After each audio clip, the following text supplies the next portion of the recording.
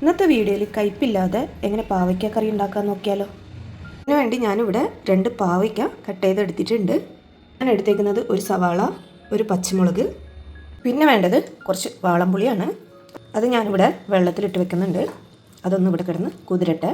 ഇനി ചെയ്യേണ്ടത് ഇതിലേക്ക് മുളകും മല്ലിയും മഞ്ഞൾപ്പൊടിയും കൂടി ഒന്ന് വറുത്തെടുക്കാം. എരിവ് ആവശ്യമുള്ളതുപോലെ ഇതിൻ്റെ അളവെടുക്കാം. ഇനി തേങ്ങ അരക്കേണ്ടവർക്ക് തേങ്ങ ഇതേപോലെ വറുത്തെടുത്തതിന് ശേഷം അതിൽ മുളക് പൊടി ഇട്ട് വറുത്ത് അരച്ചെടുക്കാം. ഞാനിവിടെ തേങ്ങ ഇപ്പോൾ യൂസ് ചെയ്യുന്നില്ല, മുളക് മാത്രമാണ് വറുത്തെടുക്കുന്നത്. കരിയാണ്ട് വറുത്തെടുക്കണം. മുളക് മൂത്ത് വന്നിട്ടുണ്ട്. ഇനി ഇതൊന്ന് മാറ്റി വെക്കാം. ഇനി ഒരു ഫ്രൈ പാൻ ചൂടാകുമ്പോൾ അതിലേക്ക് വെളിച്ചെണ്ണ ഒഴിച്ച് കടുക് പൊട്ടിച്ചെടുക്കാം. ഇനി ഇതിലേക്ക് സവാള ഇട്ട് കൊടുക്കാം, പച്ചമുളക് ഇട്ട് കൊടുക്കാം. കൂടെ തന്നെ കറിവേപ്പിലയും കൂടി ഇടുന്നുണ്ട്. ഇതൊന്ന് നന്നായിട്ട് വഴറ്റിയെടുക്കാം. കുറച്ച് ഉപ്പിട്ട് കൊടുക്കാം.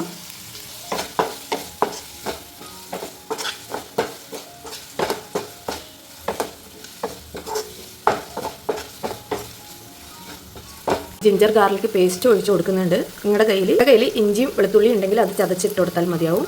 ഇതെല്ലാം നന്നായിട്ട് വഴറ്റിയെടുക്കണം. അതൊക്കെ ഒന്ന് വഴറ്റിയെടുക്കാം.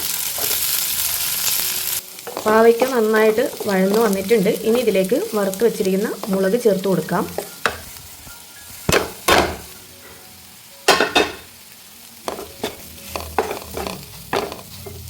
ഇനി ഇതിലേക്ക് പുളി പിഴിഞ്ഞ് ഒഴിച്ചു കൊടുക്കാം.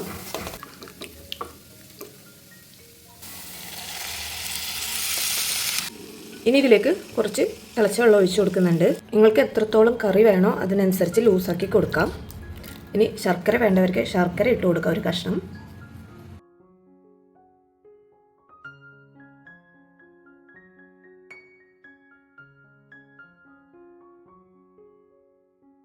സമയത്ത് ഉപ്പൊക്കെ നോക്കിയിട്ട് ഉപ്പില്ലെങ്കിൽ ഇട്ട് കൊടുക്കാം.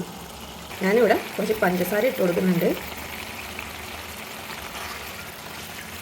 ഇത് ഇവിടെ കിടന്ന് ഇതിൻ്റെ എണ്ണയൊക്കെ ഒന്ന് തിരിഞ്ഞ് വരട്ടെ. അതുവരെ ഒന്ന് വെയിറ്റ് ചെയ്യാം.